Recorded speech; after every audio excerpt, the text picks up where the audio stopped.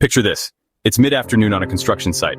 The sun's been beating down for hours. One worker, tired, dehydrated, but pushing through, starts feeling dizzy.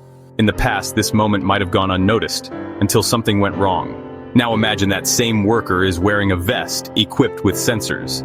As soon as their core temperature spikes and heart rate becomes erratic, an alert pings the safety manager's dashboard. The worker is pulled aside, rehydrated, and assessed before things escalate. That's the promise of wearable technology and safety, and it's not coming, it's already here. In this episode of The Future is Safe, we're talking about how smart helmets, biometric sensors, and location-aware badges are turning the human body into a real-time source of safety data. These tools aren't about surveillance, they're about prevention, awareness, and saving lives. Let's start with the basics. Wearable tech includes any device worn on the body that can gather and transmit data. In safety, that can mean tracking fatigue, exposure to toxins, proximity to machinery, falls, posture, and even stress levels. Take Shell, for example. In high-heat oil and gas operations, they've equipped workers with biometric wearables that monitor fatigue, heart rate, and environmental conditions. The data helps supervisors identify when workers need breaks, hydration, or rotation out of hazardous areas. This isn't about micromanaging, it's about preventing heatstroke, exhaustion, and poor decision-making. Over in the UK, Crossrail, Europe's largest construction project, tested wristbands that detected hand-arm vibration exposure from power tools. The result?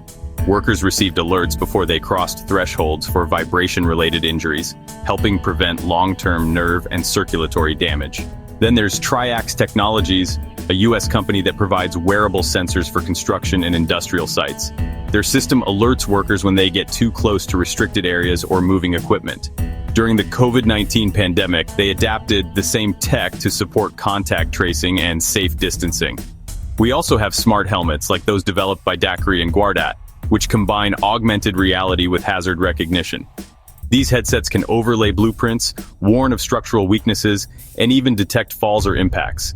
In confined space work, this means a faster emergency response and potentially life-saving intervention. But it's not just about reactive safety. Wearables are enabling predictive analytics. By gathering baseline biometric data and comparing it to real-time shifts, safety teams can start to see patterns. Who's consistently overexerting themselves? When do strain injuries spike during a shift? Are workers more vulnerable at certain times of day? And then there's fatigue. Fatigue is one of the most underreported hazards in industrial work. It slows reaction times, clouds judgment, and increases risk across the board. Wearable tech helps quantify it. Devices like the ReadyBand by Fatigue Science analyze sleep patterns and provide a real-time fatigue score. In one case, a transportation company reduced fatigue-related incidents by 24% after implementing the tech across its long-haul drivers. These aren't just gadgets. They're changing how we understand risk, and workers aren't just data points, they're responding. In many industries, employees report feeling more supported when wearable tech is clearly explained and tied to their well-being. The key? Transparency. Workers need to know what's being measured, who sees the data, and how it's being used. Privacy matters, and so does consent.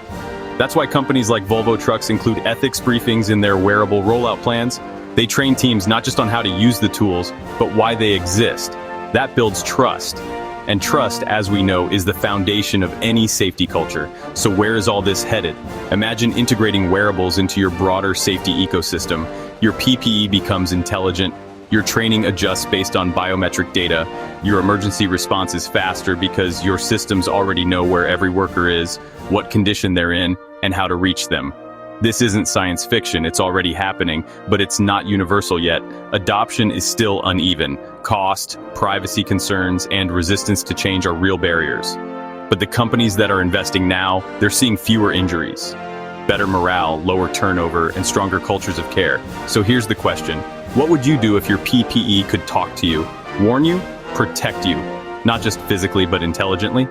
In our next episode, we'll explore how real-time monitoring systems, connected to wearables, sensors, and mobile devices, are giving safety managers a live dashboard of risk. It's like going from a map to GPS. Safety used to be reactive, but now we can stay one step ahead.